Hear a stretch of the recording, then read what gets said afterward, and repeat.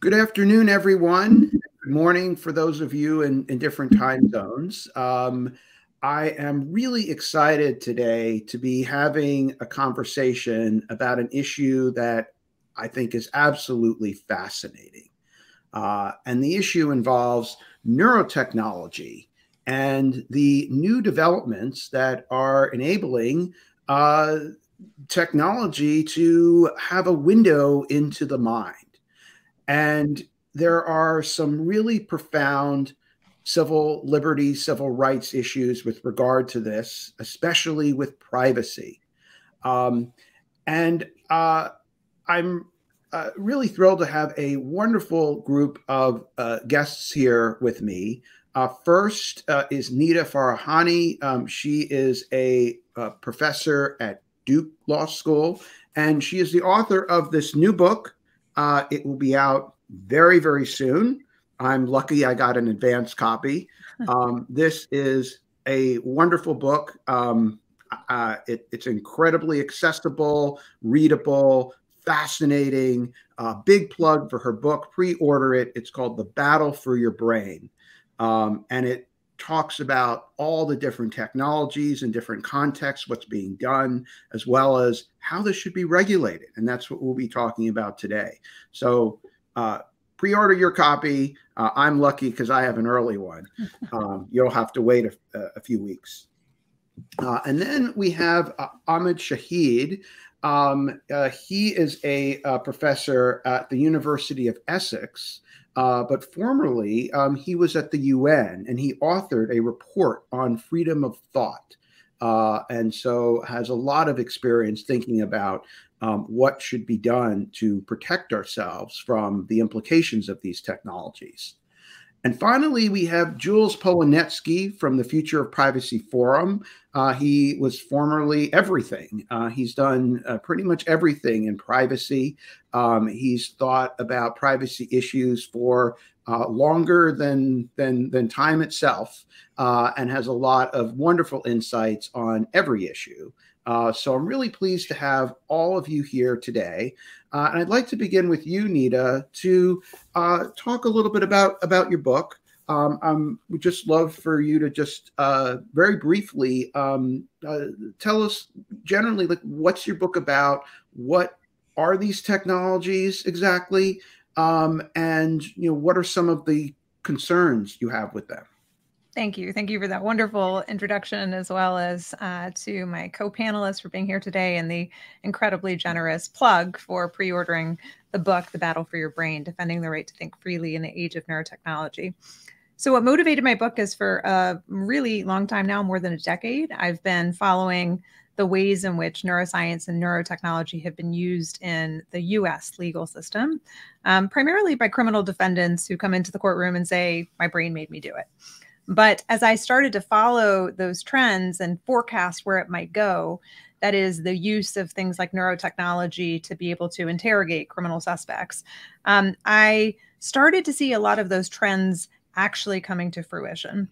There was a chasm, a gap between when I thought the risks of being able to decode or change what's happening in the brain would really hit the mainstream, until around 2018, when I saw a presentation about the integration of neural sensors into a watch that could pick up activity that goes from your brain down to your arm.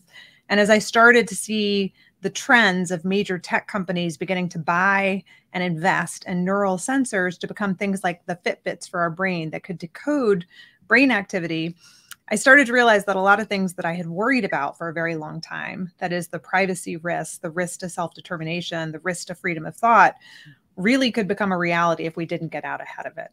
There is, from my perspective, promise of this technology, not only for people who are struggling with a loss of speech or loss of motor activity, but for everyday people to be able to use for themselves, to empower them to peer into their own brains for brain health, for improving their focus, for fatigue management. If they're on a long haul drive, just like we have driver assist in our cars, to be able to track their fatigue levels and know when they need to take a brain break.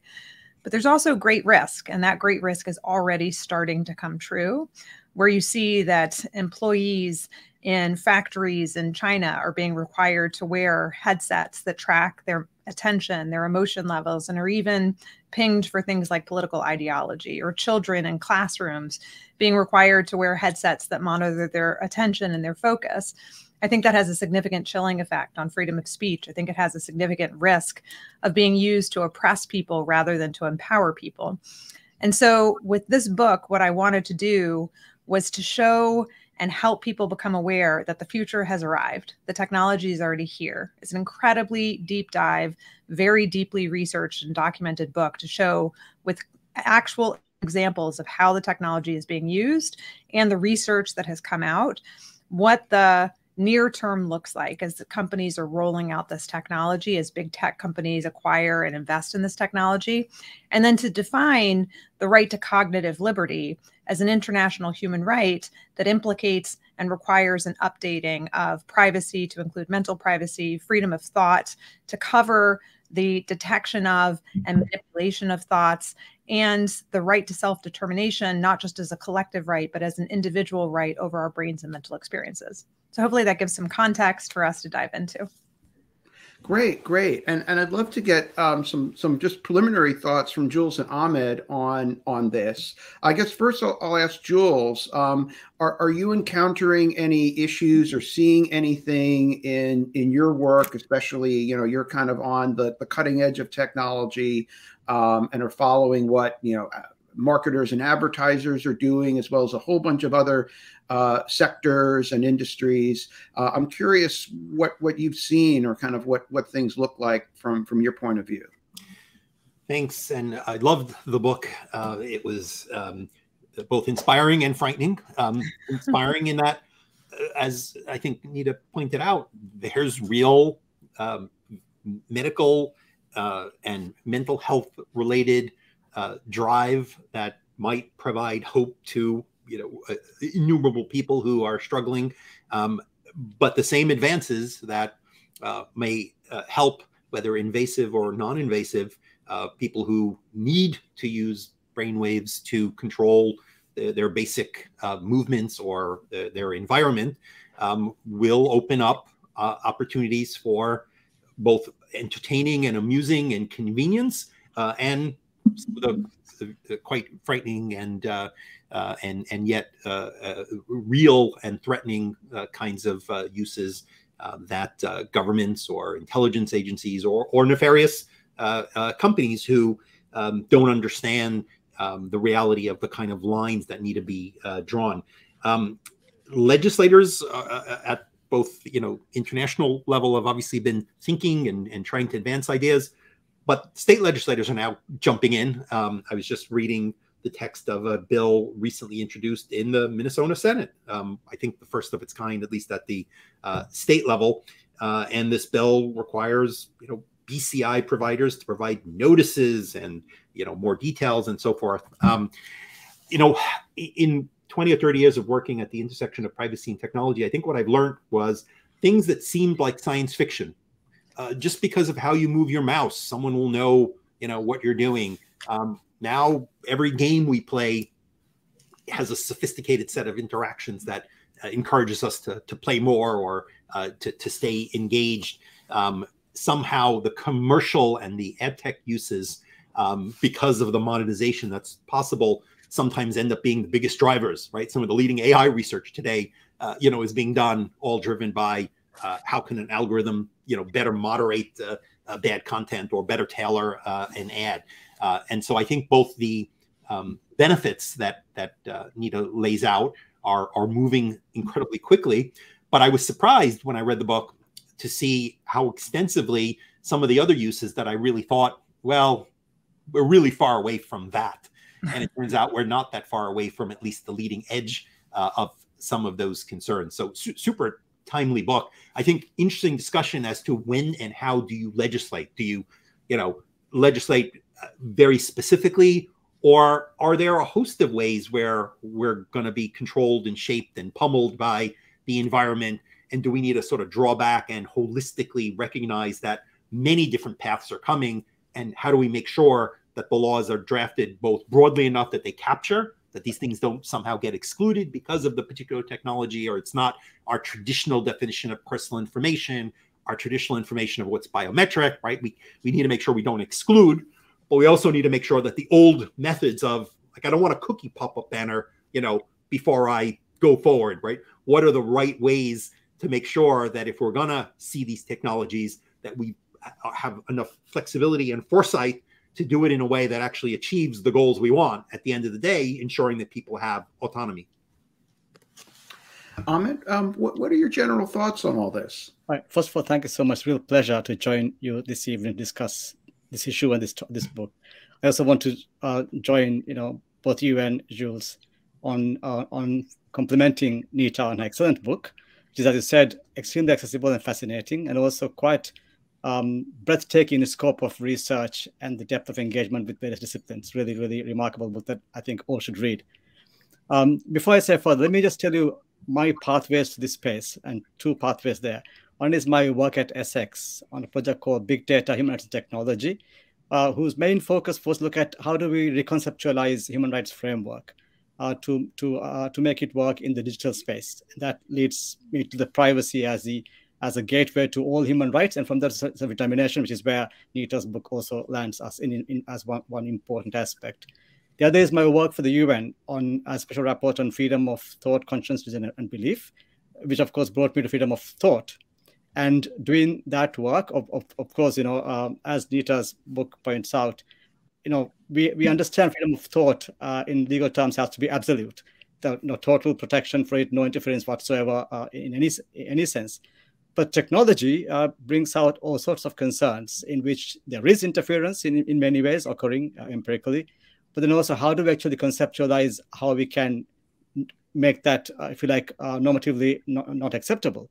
Then we have the issue of, if we extend freedom of thought as the overarching right to capture the space, then we do limit what we would normally accept to be okay sorts of interference, like parents are able to raise their children in their own moral beliefs, which of course requires persuasion and some sort of engagement in fashioning their outlook and identity, which of course is permissible, at least to a degree. And then of course there is the normal persuasion, whether it is conversion from faith or just generally persuading one to their opinion. These are all things to do with how we engage with people's minds. So obviously there's a limit to how far you can use this particular framework. And that of course brings me to the book that Nita has written about cognitive liberty and the bundle of rights that are attached to it, from mental privacy to mental integrity, freedom of thought itself, and so on. How do we use all of these different rights to really understand better what we mean by our neuro rights, as it were, what is covered in this. And Nita's book really does a lot of nuance, adds a lot of nuance to it. But what really struck me in that book was, as Jules said, one thing was how near we are to this sorts of dangers and how much of that is already happening. Of course, how much of that also is also desirable in terms of enabling us to live a better life when we have this interference sort of taken up voluntarily which are our interest. But then she also adds, for me, a pathway for us to go from where we are to regulating what is going to happen to us, I suppose. So I really like the way she charted a course of action for us, including a variety of, if you like, elements in that. The idea of democratic deliberation is a very good concept of how we go from the conceptual difficulties to a policy framework of advocacy. The notion that we extend existing frameworks by reconceptualizing them, the idea that we could have to look at new understandings of rights. So multiple pathways in which we can look at this. And what I really liked was the nuanced way in which she distinguished between those aspects of the freedoms that have to be protected absolutely, and those that require that should be open for some kind of relative, if you like, relativizing some limitations. So it really opens up a very wide landscape for really fascinating engagement, and I think a meaningful engagement on the way forward, both in terms of policy as well as conceptual understanding, exploration of the issues involved. One question that I think is really challenging is sort of the notion of, what is brain data and what should be in the scope of protection? Because, we could say, look, I can figure out thoughts by looking at how you surf the internet. Jules mentioned, you can learn things by just how people might, move a mouse, or a lot of things can be learned from a lot of different types of data, and we're gathering all sorts of types of data. And I'm wondering, should brain data be treated differently?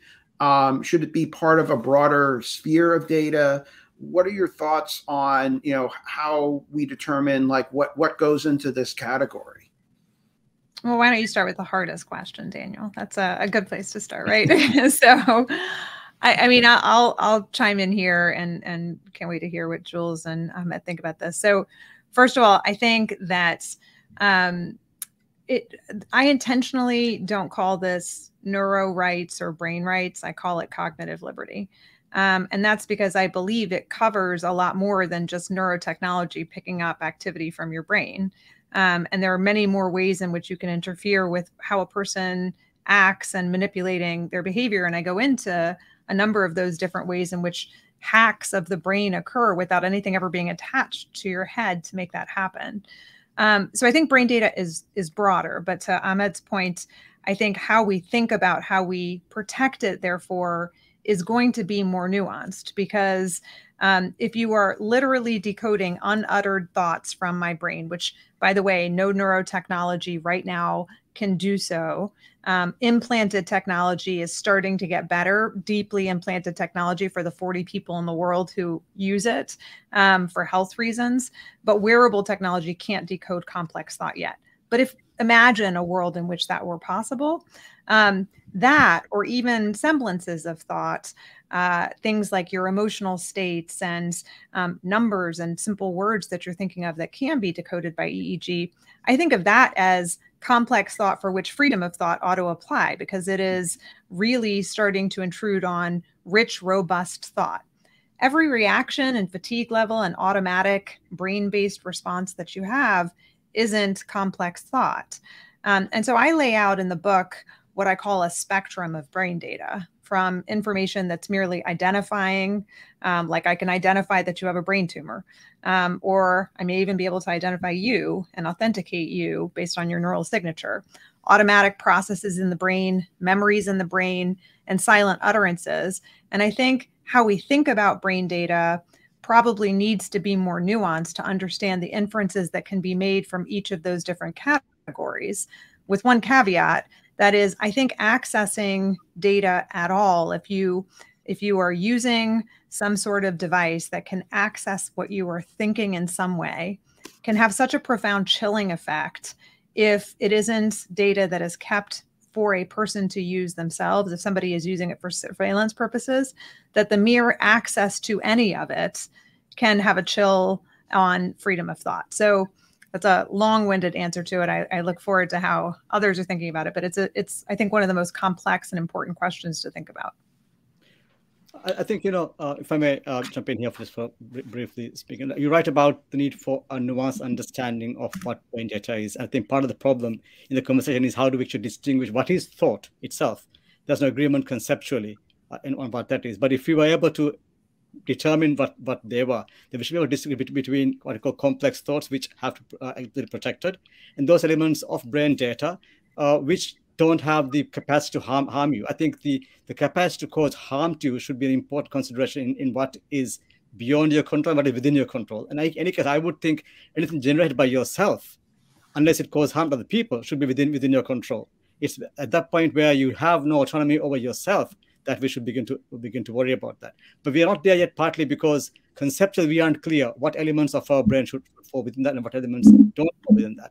I operate in a space, freedom of thought and conscience, where the understanding has been that thought and conscience itself were identical.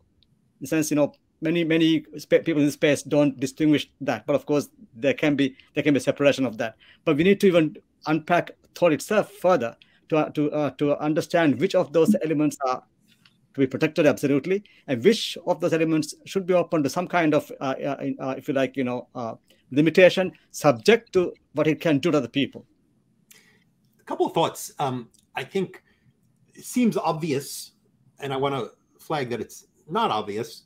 It seems obvious that all would recognize that, thoughts that I'm never going to utter, some fantasy, some evil notion, some something that I'm thinking is clearly this highly intimate thing that all would recognize.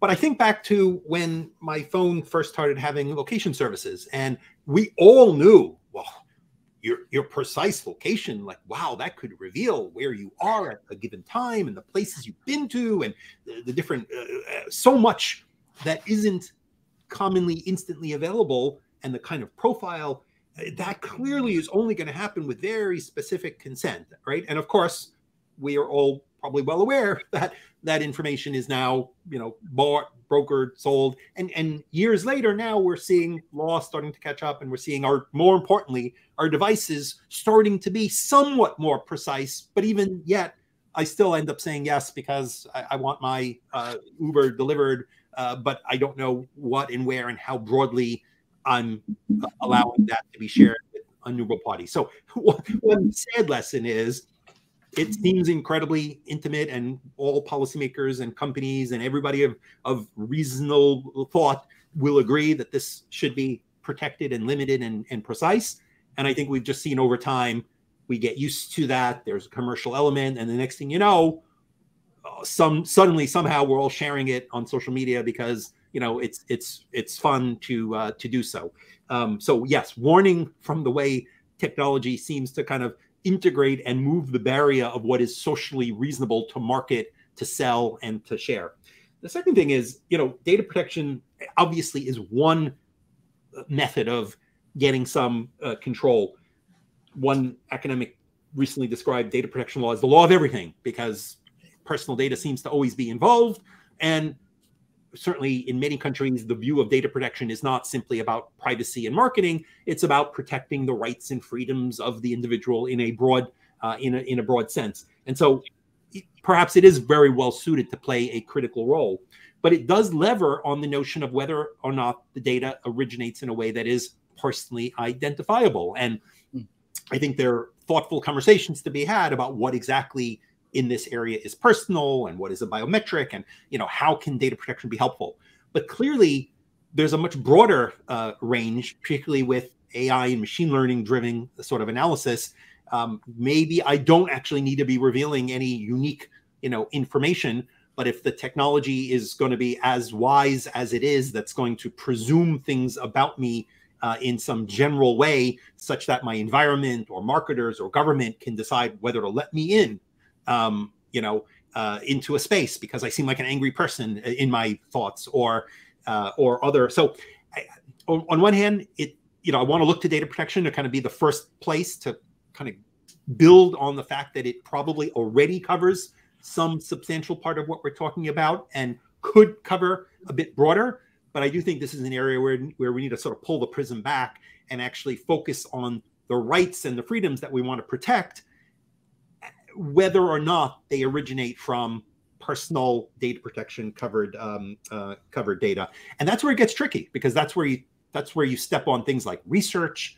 That's where if I learn things about a population and I make nuanced decisions, well, that's also how I don't know, help discuss with people public health issues, help discuss, legitimate research to understand, ourselves and understand a population is obviously essential. Where and how we can thread the needle so that same sort of learning about populations doesn't become a method of, better campaign marketing, better targeted ads about what politician or what sort of product I should like.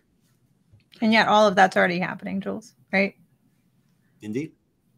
So you raise a lot of interesting issues, in particular mentioned consent. And I think the laws relied very heavily on consent for, whether or not certain types of collection and use of personal data are allowed. And consent, I think, and I've recently written about this, there's way too much weight put on consent. I think in a lot of cases, I'm not sure people really can give meaningful consent because it's too complicated to really understand the implications and the risks involved in all this. But this really brings us to one of your chapters, which focuses on privacy in the employment context, where we have a very highly problematic notion of consent in the law, where the law essentially allows for consent that is, I think, very highly coerced or pressured, where employers have a lot of ability to make their employees agree to certain workplace conditions. I'd love to start with you, Nita, to tell me a little bit about some of the things you talk about in the book. About what employers are doing or might do, and then what your thoughts are on what the law should do about that. So I first encountered the use of brainwave monitoring in the employment setting a while ago. This has been happening for longer than I think most of us realize. There's a company out of Australia that was recently acquired that is called SmartCap, and they have something called the Life Band. It's just a headband that they integrate into hard hats and train conductor caps and other settings, which are reading brainwave data, but they are interpreting that brainwave data for fatigue levels and giving a score between 1 to 5 to say whether or not the person is wide awake or starting to fall asleep, and they can give gradations of that. According to SmartCap, they don't keep the raw brainwave data, and we can talk a little bit more about raw brainwave data in a moment, which is it's different than other kinds of data in that it is so much richer what you capture in order to mine for the particular thing that you're interested in, which is a fatigue level. But miners, truckers, pilots, more than 5,000 companies worldwide have used SmartCap for a while in order to monitor employees. And there's only one example of a union coming together to unionize against the use of that technology in the workplace. And you have to think a lot of people in those settings don't necessarily have the ability to just quit their job or refuse, especially if they're not represented by a union. But then I was surprised to learn that it is more widespread than that. So in China, train conductors are required to wear similar kinds of sensors that are embedded into their hard hats, embedded into the caps that they wear. Workers in factories are required to wear similar brainwave sensing technology. And the extent to what you can detect from the number of sensors is not incredibly high. You can detect emotional levels. You can detect some simple and basic things, but the algorithms detecting them have gotten a lot better, as has the ability to filter out noise and other information. And so pattern recognition gets better and better all the time of decoding what it is that's happening in brains. And it's happening more than just for fatigue levels. It's also being used for attention monitoring. There are companies that already are using it to either empower employees, that is, they're not gathering any of the data. It's just a tool they're giving to employees and saying, you can use this. We aren't going to look at the data. Or they're using it to try to track people's attention in the workplace, how much they're paying attention if their mind is wandering. And of course, there's a lot of other surveillance technology in the workplace that this is part of. It's not just brainwave data. It is a huge amount of bossware, surveillance cameras, other technology that's being integrated to surveil employees. And then brain wellness programs, which are purportedly largely to try to decrease stress levels of employees, are also collecting a huge amount of brainwave data and other brain data through cognitive games and training that they're using, which means that you can track a whole lot of things about the employees, such as cognitive decline over time. And that data is really largely unprotected. So I think in the workplace, I'm particularly worried about it, given the dynamics of the workplace, the inability to really refuse the fact that it is going to become much more ubiquitous and widespread, but also because even in laws in the United States that seem to provide some protection, it mostly just requires disclosure and transparency, not that there's actually some right to refuse other than to quit. So that lays out some of the contours of what I talk about. If I jump in there, one of the things that you raised in the book, actually, Nita, is the potential for discrimination that this can then open up in terms of correlating certain types of, I suppose, brain performance or levels of fatigue with certain types of, say, age, gender, whatever, these protected characteristics, which means that, we're opening up for that much more different kinds of discrimination. And even hidden, right? Because you wouldn't know that they're doing it based on that. Absolutely, yes. And also the argument that, you can only do so if there are reasonable and objective criteria will not get us very far, because they would argue, yes, these are objective criteria determined by empirical data. So I think the whole idea of equality and diversity, respect for diversity, will come under threat from this kind of, I suppose, inference we made or observations made about people's particular and emotional levels. That's something that struck me as I was reading your book. I'll add that this is all coming at a particularly interesting time as well. There is a huge spike in particularly the younger generation in openness about mental health, workplace groups where employees want their employer being aware that they're burned out, that they're stressed out, that they were stressed about wanting to protest and be concerned about police brutality and Black Lives Matter. They were concerned about the remote and the pandemic. They're concerned about the politics, and they're exhausted. They're working over Zoom all day, and they want their employer to be aware and think about how to properly let them work in ways that are most effective to accommodate the different concerns. Colleges are struggling with huge concerns around these issues as well, and trying to figure out why are students not showing up to class? They're all burnt out. What can they do? What should they do more to support and engage?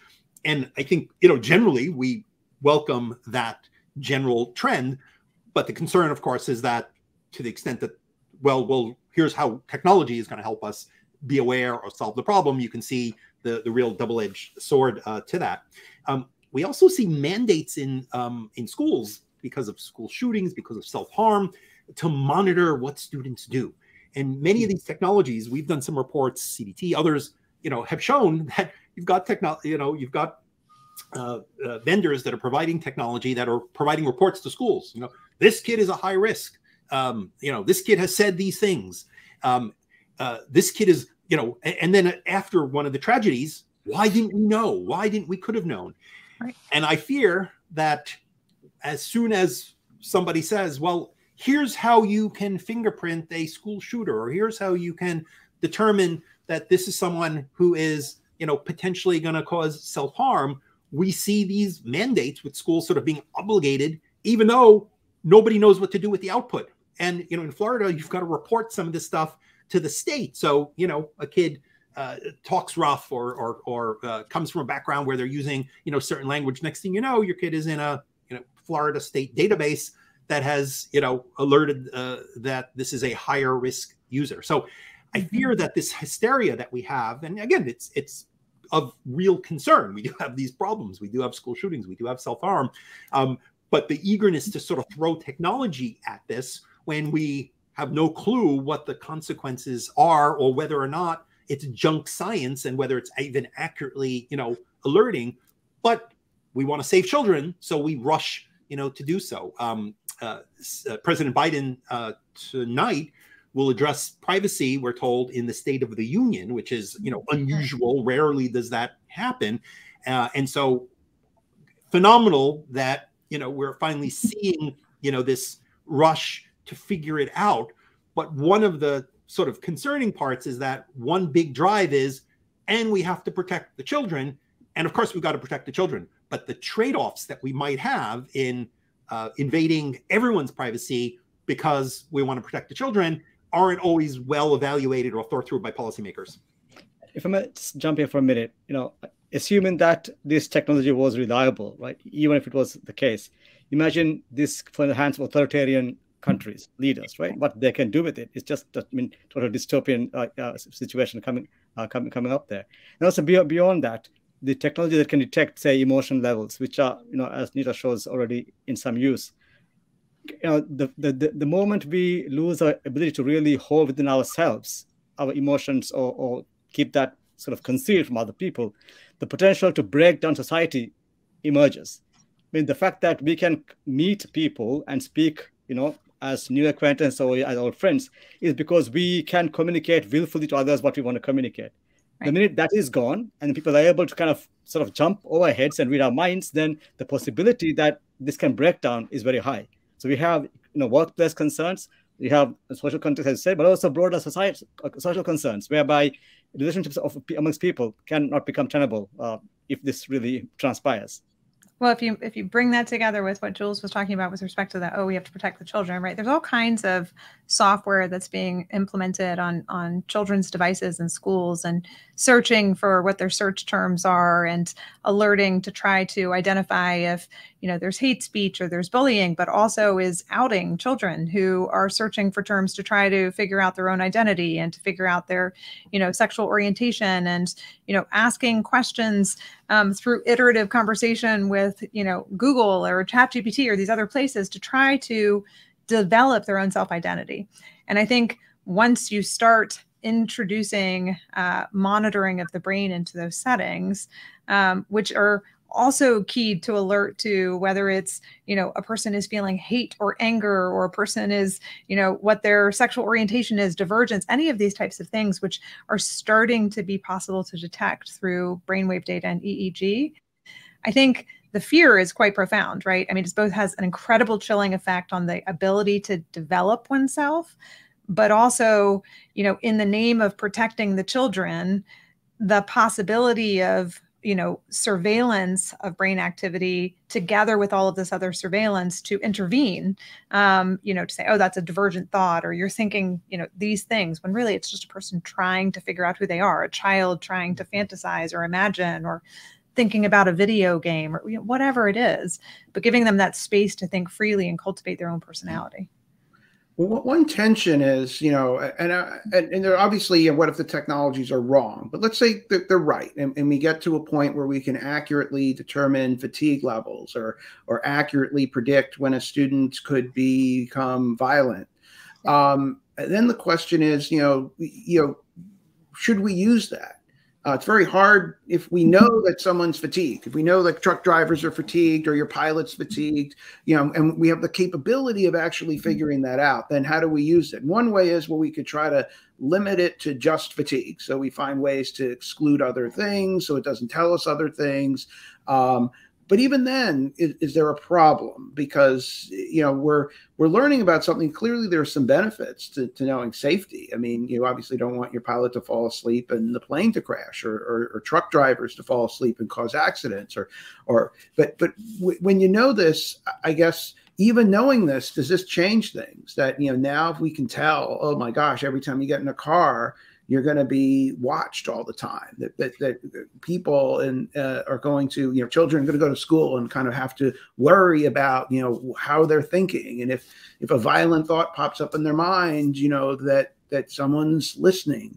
Does this create, some problems, so that maybe we shouldn't know, even though there are some benefits? Or should we try to come up with a balance? What do you think the best strategy is for this? Because, there are some costs, even when we can just narrow the data down to, particular types of things like fatigue or violence. Connected cars are probably a really good model to start thinking some of this through. We all already see, cars with, you're not paying attention to the road by monitoring, eyes, or beeping because I've gone out of my lane, or braking because the car decides it's going to protect you. It's default already in almost any vehicle you buy today, that without your permission, your car, and no ability to turn it off, and I don't think we want this to be turned off, right? Your car will brake and say, no, you're going too fast, you're approaching another car, you're going to rear end unless we brake for you, right? And we've kind of recognize that there's this societal decision that technology should know and predict risk for you and make some decisions. Sometimes I can turn it off. The beeping in the lane change drives me crazy. I've turned that off, right? But no, I probably shouldn't be able to turn off the braking type thing. There's a new law in the Biden infrastructure package that will require cars eventually in X number of years to detect whether you are drunk or impaired by detecting blood alcohol. So here you have this societally important thing. You can kill other people, you can hurt yourself, you are sitting and touching technology and using all your senses, and the machine and how it interacts is getting increasingly smarter. There are increasingly biometrics involved. So I think we've got some clear steps that we're going to see in automotive, and maybe keeping the data only on the car is an answer, but maybe that's sort of a first step that leads to, you know, other risks. But I see that as sort of the easiest place to see the intersection of these issues actually happening as we see it today. And the decisions that we make, and legislators and car manufacturers and those providers make, may really shape some of these directions. So I agree wholeheartedly with Jules's comment here, and I will connect that up a little bit to the neurotech for a moment here, which is to say, there's already been in long haul trucking the use of neurotech and SmartCap to monitor fatigue levels. And if we compare the technology, at least as SmartCap claims to use it, which is it collects raw brainwave data on device, it overwrites it continuously, and it extracts only a fatigue level 1 through 5. And that's what it's reporting, not just to the individual, but also to the manager if it's a commercial driver, because they have a responsibility for the commercial drivers on the road. And you compare that for a truck driver to an in-cab camera that is watching everything in the cab, and facial recognition, plus every move that they're making and their GPS location.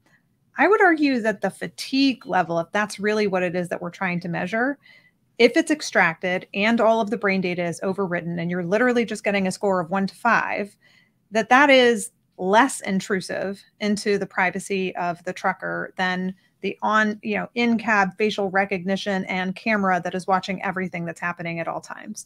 And it may be more accurate as well for the thing that we're trying to actually measure, which is when they are dangerously fatigued.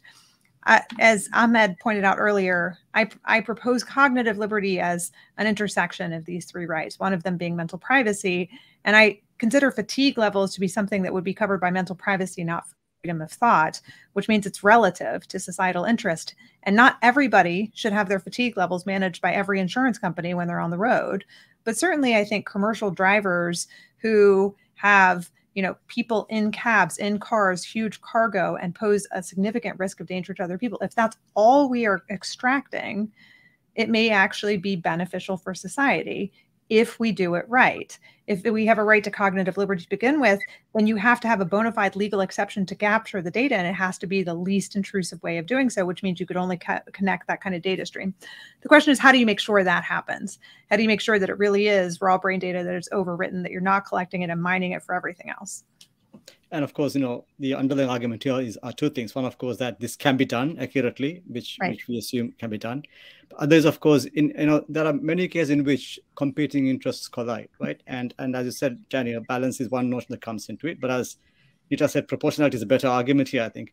And that means, as Jules is pointing out, we can only do this on a case-by-case basis. We have to look at every specific, if you like, type of situation and look at how in that situation, how can we distinguish what can be called self-regarding situations and that which are implicated for society, and that we try to narrow down, if you like, the intervention to preventing that harm. So I think that kind of nuanced case-by-case approach may help us, if you like, go to where we need. And like Nita said, I think it's crucial that we cover this within something like mental privacy rather than a broader, if you like, freedom of thought argument.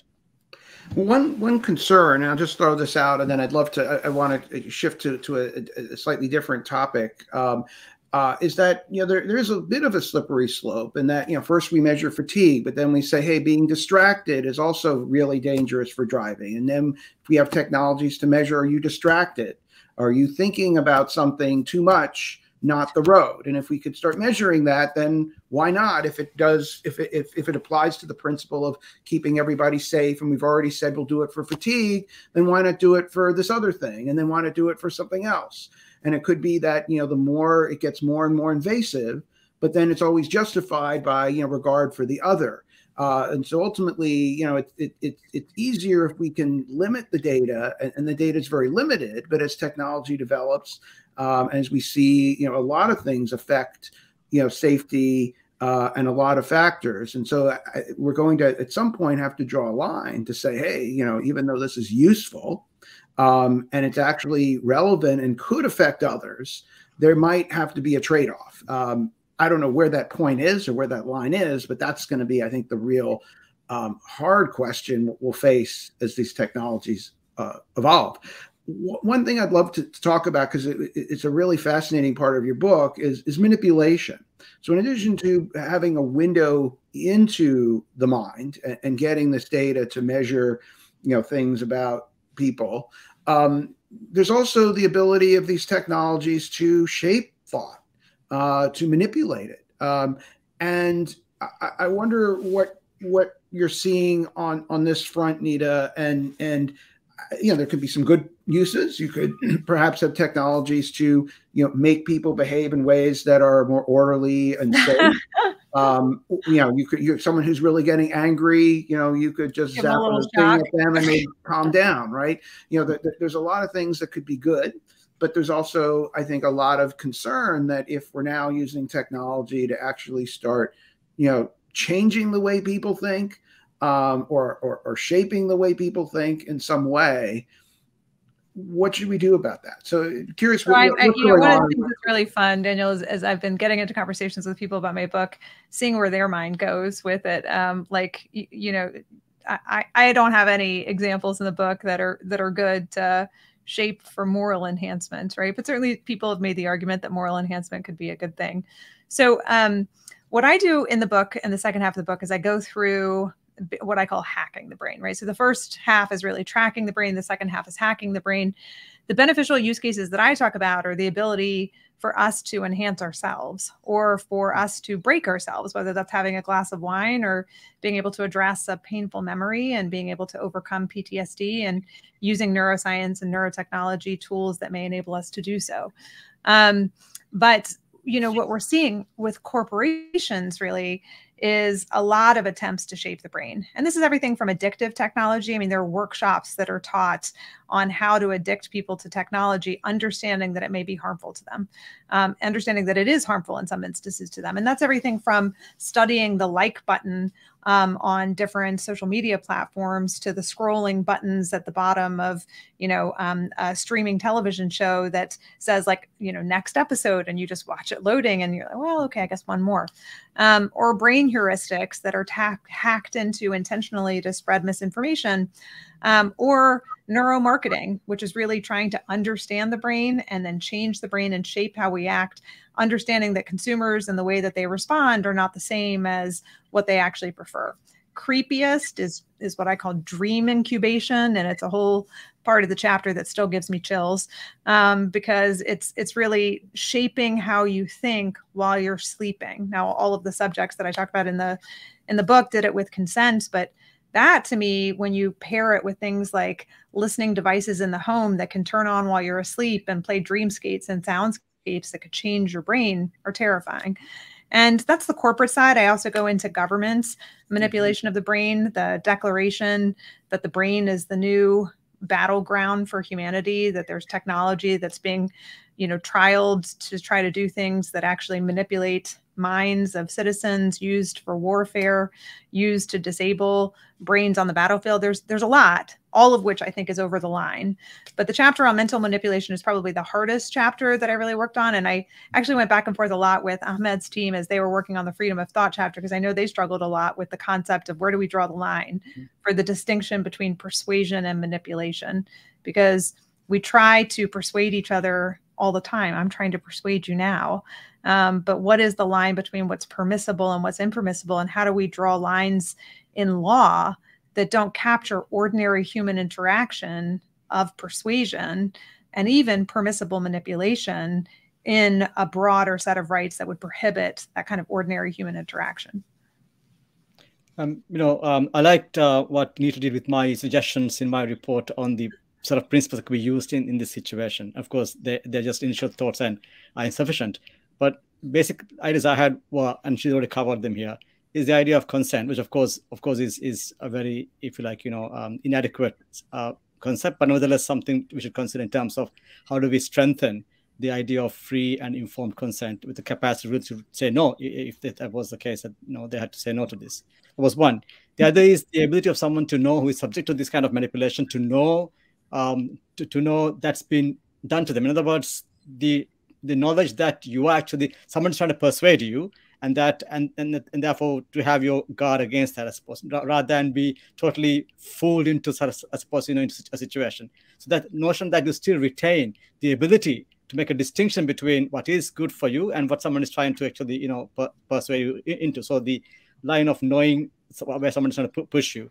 And of course, the basic idea of, is that in your interest or is causing you harm? So these are very general ideas, but of course, as Nita points out in her book through various examples, they're insufficient, but I think a good starting point to think about how we can look at what is permissible persuasion and what is impermissible, if you like, manipulation. I think what's quite clear for, for very today daily specifics, the US model of consumer protection, and as long as you're not being deceptive or unfair, it's fair game, falls far short in really putting your head around it. I'm not sure that the emerging state models that are, let's take the leading model in California, which are really focused on anybody can sell your data as long as they give you an opt-out right of the sale of such data, broadly and generally. Obviously, European and other data protection models that require either consent or legitimate interest or contract maybe start getting us a bit closer, but they still rely on a data protection authority who may or may not have jurisdiction, if it's personal or not. And even then, are they the fully informed folks to determine what is a legitimate, interest in this space, or what is actually proportionate?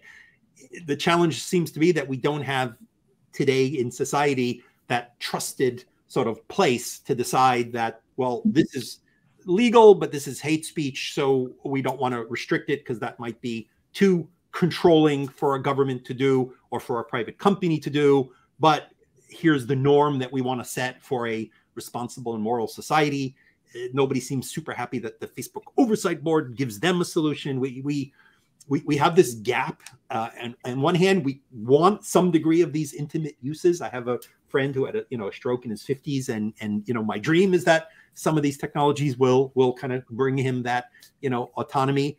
On the other hand, how and where we'll draw the lines between legitimate persuading people. Let's take the battle we've had about public health, where society is sort of completely divided over whether we want government mandating, requiring, persuading, or debating the scientific merits. So I think this area is one where we are most desperate in need of that place of moral, legal, trusted judgment.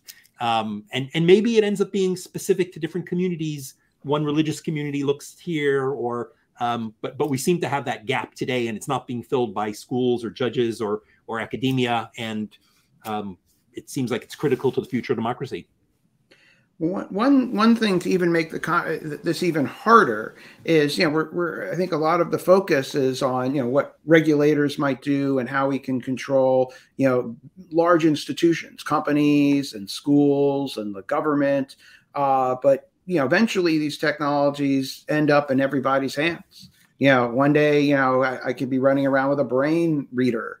Or our phones will be able to determine, what people are thinking or whatever in the future.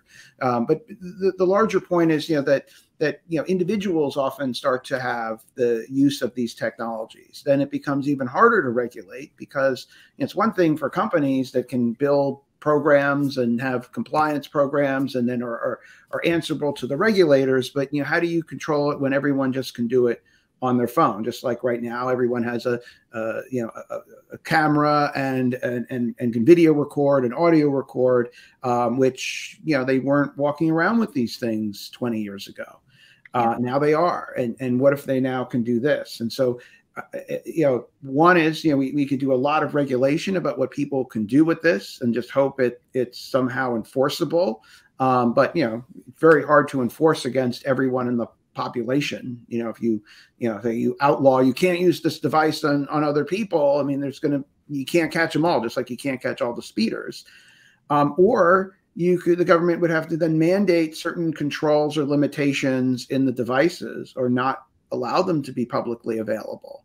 And I'm wondering, is that the approach, or what should be done with regard to individual use, and how strong should the government be on what is permissible and what's not. Or one could be a total ban. Individuals cannot use them. It can only be, an authorized use by an organization that has a justified, purpose for it. Or I think that's worse, Daniel. And I think that's worse because, first of all, I think the asymmetry of power that introduces is incredibly problematic. The second is where I think the technology is empowering is in the hands of individuals to use for themselves without it being monitored by other people. And the opportunity to be able to monitor your own brain health, to see, for example, the earliest stages of glioblastoma before it becomes a terminal illness, to be somebody with epilepsy and be able to discover that you're having an epileptic seizure an hour before it occurs, to even just be able to track your own focus and attention if you're trying to improve your focus and attention over the course of the day. Any of those things, for self-enhancement, for self-meditation, these are all uses that I think individuals should be empowered to use.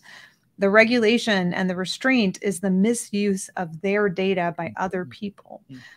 It's not individuals using it. Now, there is a separate risk, which is if everybody has it, it poses a huge cybersecurity risk because the ability to tap into what other people are thinking, or one of the examples I give in the book is that some researchers wanted to see if gamers wearing the headsets, knowing that they were being part of a research subject, research study, if they could try to probe the brains of the individuals by flashing up subliminal information in front of their game to try to figure out if they could get, for example, the PIN number or their home address through recognition memory. And they were able to detect that through brainwave response to subliminal priming. That kind of cybersecurity risk, if people can hack into other people's devices, which we see happens all the time, right? Hacking into devices, hacking into data, and being able to prime environments like in the metaverse or in games or even in computers. That's, I think, the risk we have to be safeguarding against when it's in the hands of individuals. So the inability to misuse other people's brainwave data and access other people's brainwave data. That's where I'm most concerned about it. Dan, what makes Nita's book so unique, and I really encourage listeners to kind of grab it, is it's rare. There are polemics about the dangers of technology. I'm glad they exist, but you pick it up and you're going to be scared and you get some good arguments. There are books that are optimistic and giddy about all the things that are going to, change our world and so on and so forth. There are rare works of both rigorous scholarship that look at actually explaining to us what the state is, what the blessings and opportunities are, what the risks are. So it's not an alarmist book. It ends up being alarming, but realistically alarming, and gives us some hope for optimism and a path forward. So it's a rare contribution that really balances legal analysis, technical analysis, societal input. I deeply enjoyed it, and kudos for really managing to speak to lots of different audiences: the advocate, the policymaker, the scientist, almost the average sophisticated reader is really going to get an awful lot out of this book. Thank you. I think we're running out of time, but I just want to add that, for your last question, Daniel, and what Nita just said, there's an element in this discussion on this space, which we had discussed today, which is about self-determination, enabling environment for people to use technology for their enhancement. That's precisely, I think, what Nita was referring to, and that is one way of looking at this issue of, how do we regulate that? I think we have to look at the fact that there can't be a silver bullet here, but a number of different ways of looking at the problem, unpacking it, and then looking at different interventions. One way is the bottom-up approach of enhancing people's ability to make good use of it, while, of course, looking at regulating, top-down its harmful effects. Then, just to conclude here, Nita's book also offers a very clear, I think, a roadmap into how we could begin to think about addressing this. The idea, and some of the ideas in the book include, I think, a global forum, I suppose, of looking at these issues, just a bit like the Internet Governance Forum, whereby, people get together and discuss what's going on, what she calls a deliberation. That's one way of doing it. The other is for scholars to develop the conceptual aspects of it even more, and then to have policymakers advance the normative aspect of this, so that we have a multiple, if you like, approach to how we make the best use of emerging technologies to enhance our capacities rather than undermine them. Well, I wish we had another hour. We should do a part 2 because there's so much more to discuss. There are some really fascinating discussions of government use of these technologies and other contexts as well as more of Nita's solutions. I do want to echo something Jules said, that I think what's really great about this book is it presents things in a very even-handed way.